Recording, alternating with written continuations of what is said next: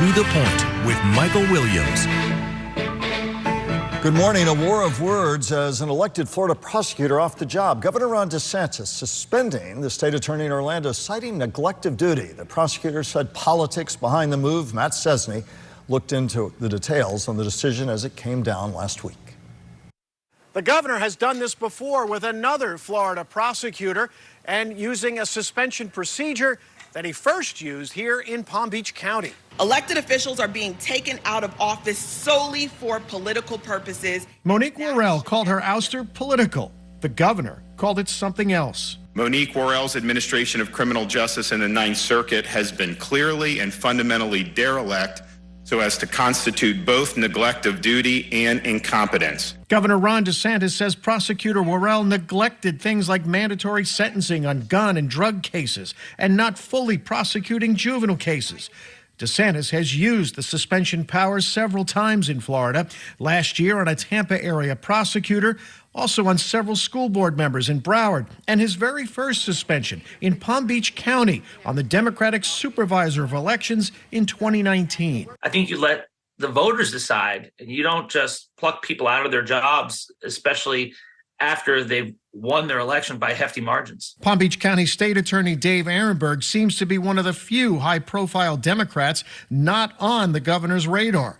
Largely, Ehrenberg thinks, because of the county's high conviction rate. You can't make blanket statements that you're not going to prosecute certain crimes. That will get you in trouble.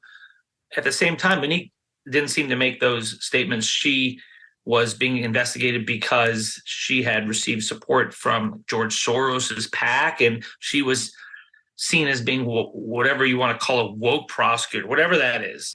Ehrenberg is not running for re-election. Some, though, see this latest move by the governor as a way to revive a slumping presidential campaign. And just this week, he changed campaign managers.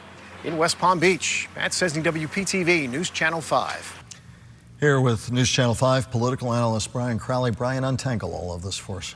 Well, it was surprising that he fired the state attorney in Orlando. He had done it once before with Hillsborough. Ironically, they were both Democratic state attorneys.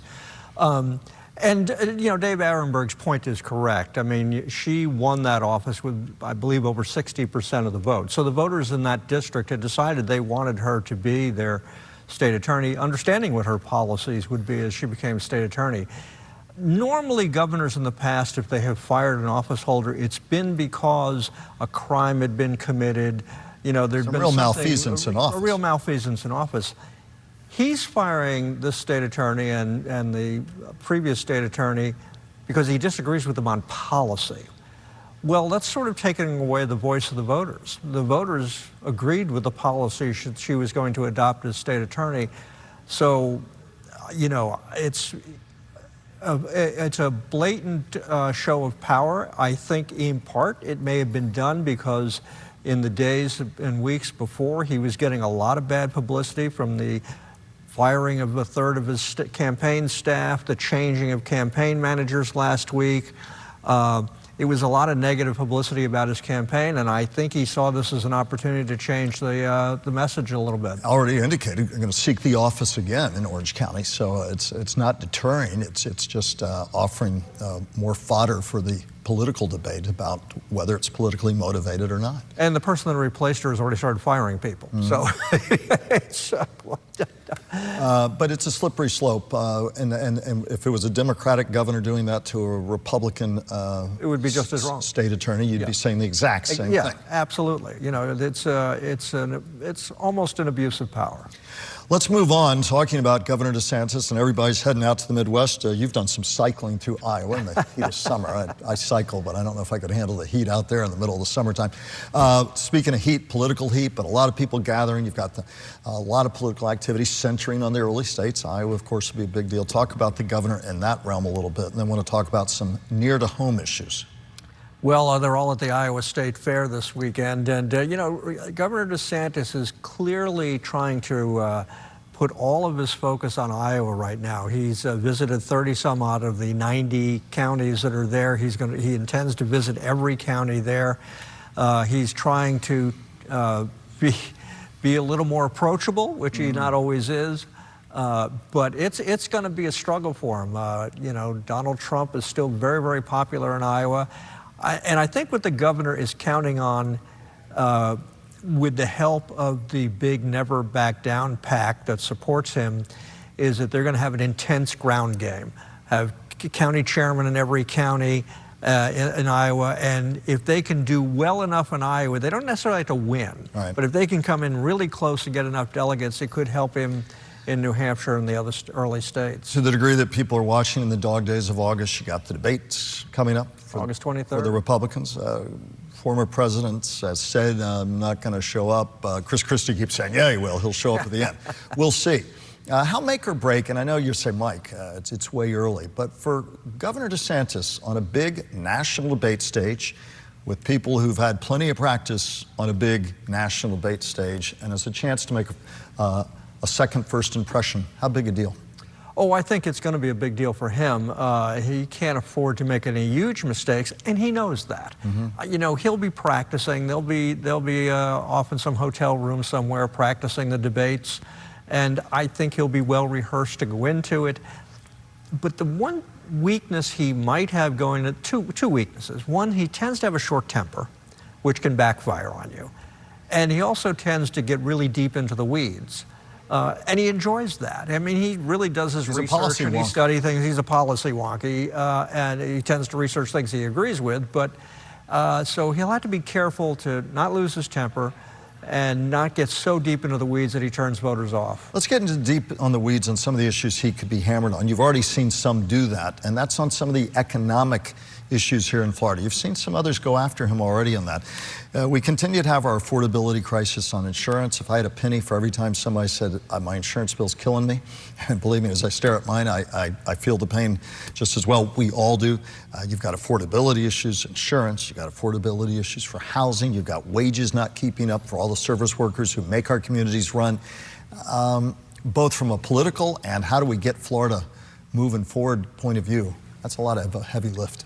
Well, right now we largely have an absentee governor. He spends more time out of the state than in the state, and he's running for president. And in fairness, this is beyond just the governor. This is a systemic issue for many, many years. But the governor and the legislature did little in the last session to help with the homeowners insurance crisis. Well, they said we had special sessions, the reforms will take time. Yeah, but the legislation they did made it actually harder for homeowners to fight for the things they feel they own.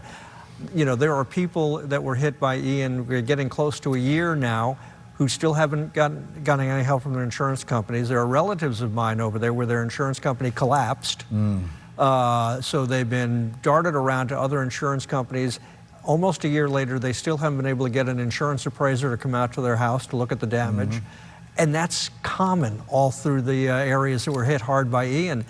And at the same time, you have people that aren't even living there who are seeing huge increases in their homeowners insurance. The insurance market in Florida, and it's not just homeowners insurance, it's automobile insurance and all of that, is a mess. And they've done very little to fix it. And you also need, if I were advising Governor DeSantis, I would say, take a trip down to Southwest Florida, spend a little bit of time there, tell the people you still care, you're still paying attention, because that will also help him in these other states. A governor who cares about people in distress. He talks about Biden and Bidenomics. He doesn't really use that word all the time, but you could have this debate setting up. At the end of the day, if we still argue that for all the craziness in politics on all sides, people vote their pocketbooks, ultimately, they're going to be gauging what you did for their pocketbook over your time, whether that's President Joe Biden, or whether that's Ron DeSantis, should he get the nomination, or Donald Trump, should he get the nomination, or anybody in between. I think Joe Biden's weakness right now on the economy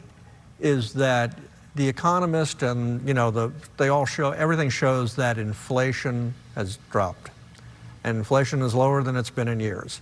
But the average homeowner, grocery shopping is still paying big bills.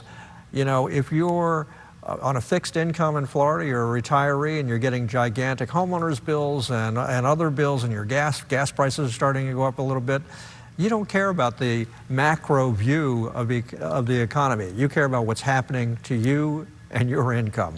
And the polls show that right now, for that reason, that President Joe Biden continues to struggle very much. Yeah, there was talk on Friday how, Miami-Dade has long been, considered one of the least affordable places in the state. Now they're saying it's happening in Broward and moving its way up to Palm Beach County.